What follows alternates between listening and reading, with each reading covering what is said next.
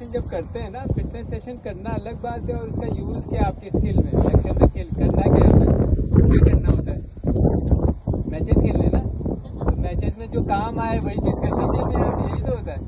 ये नहीं कर रहे हैं मैच में, काम ही नहीं आ रहा तो क्यों करना चाहिए, वो नहीं करना चाहिए ना। जैसे आपको अभी कराया था हमने COD की ड्रिल्स करवाई थी, चेंज ऑफ डायरेक्शन की, है ना, वो कहाँ यूज आता है, वो जब आप रनिंग बिटवीन द विकेट करते हैं तो चेंज डायरेक्शन चेंज करते हैं ना, एक रन लिया तो फिर क्या करते हैं, डायरेक्शन चेंज हो गया, है ना। कितने डिग्री में डायरेक्शन चेंज हुआ, 180 डिग्री डायरेक्शन चेंज हुआ। तो 180 डिग्री डायरेक्शन चेंज COD की भी एक्सरसाइज कराई थी, जो पीछे से आगे गए थे, और दूसरी ड्रिल्स कौन सी कराई थी, 90 डिग्री की, 90 degree COD change of direction 90 degree. वो कहाँ यूज होता है, जब आप स्टार्ट लेते हैं और साइड में जाते हैं तो 90 डिग्री बनाना, तो 90 डिग्री का बहुत रोल है। कई बार बच्चे क्या करते हैं, ऐसे ही रह जाते हैं तो यहाँ लॉक हो जाते हैं, या ऐसे रह जाते हैं तो वहाँ लॉक हो जाते हैं। तो हमेशा हमारा सेंटर ऑफ मास कहाँ होना चाहिए, बिल्कुल दोनों टांगों के बीच में, और दोनों साइड जा सकते हैं, ठीक।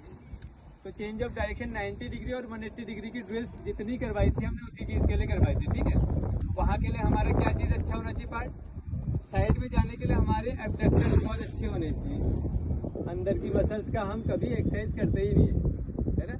हैमस्ट्रिंग बहुत अच्छी होनी चाहिए 180 डिग्री के लिए, जो COD 180 डिग्री है उसके लिए क्या हैमस्ट्रिंग अच्छी होनी चाहिए। इनिशियल फेज में कई लोगों को टाइम लगता है रनिंग करने में, चेंज किया रन, दूसरा रन लिया, टाइम लग रहा है इनिशियल फेज में, तब तक वो रन आउट हो गया, है ना।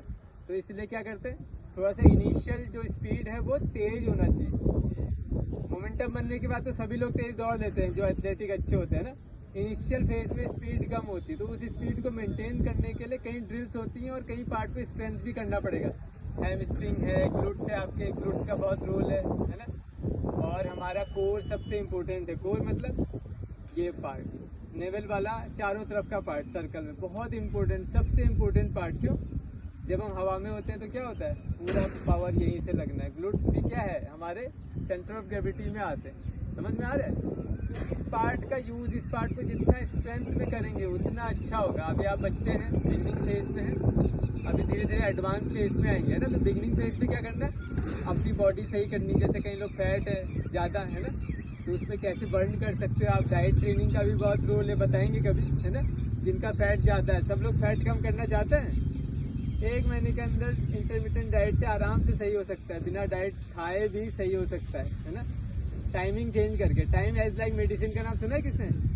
अगर टाइम से कोई काम करो तो कैसे काम करती है, जैसे मेडिसिन काम करती है ना।